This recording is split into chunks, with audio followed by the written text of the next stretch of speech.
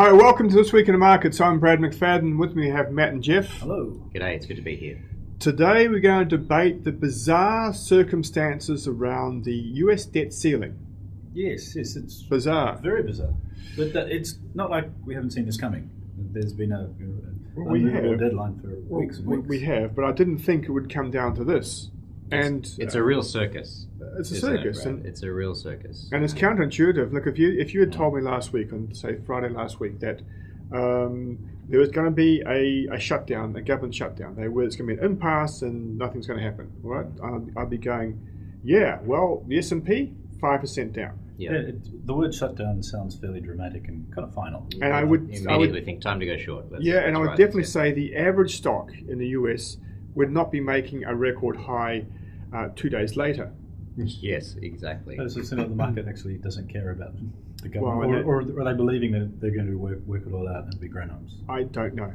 I don't know. Maybe it's proof for all those believers in laissez-faire, government, hands-off government approach.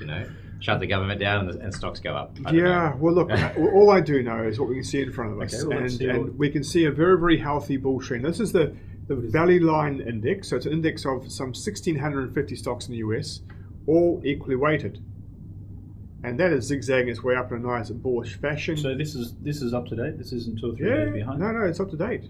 It's up to date, and it's at a record high. If I could bring up here let's say the Russell 2000. Okay. So you could almost say the stock market is preferring that there's no US government. Yes. Yeah, I shut down the whole. Strangely enough, eh? Shut down the whole oil, and the US stock might be much better off. Yeah. The Russell 2000. All right, so this is the small cap stocks, reached a record high. And I'm going to max this graph out.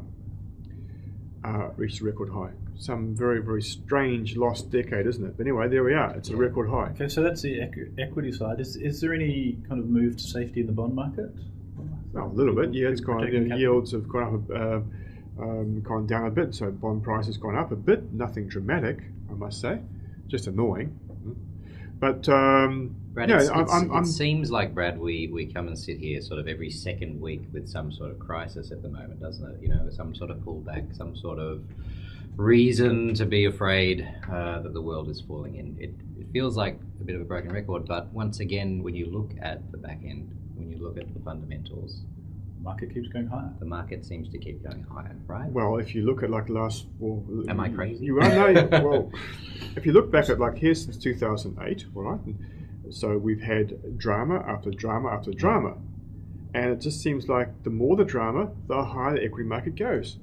So bring it on, more dramas. I mean, total shutdown, US government, crisis, and the stock market goes higher. That's what's going to happen. So is there something we should be looking for to say if this happens or if this trend appears, we should get a little bit worried? If everyone starts becoming very, very happy and certain about the future. Okay. Well, when I say certain in terms of a positive way, put it that way.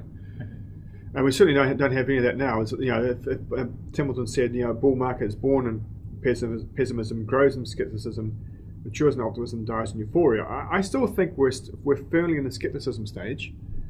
And there's a lot of upside to come on equities purely because there's not a big pool of marginal sellers of equities.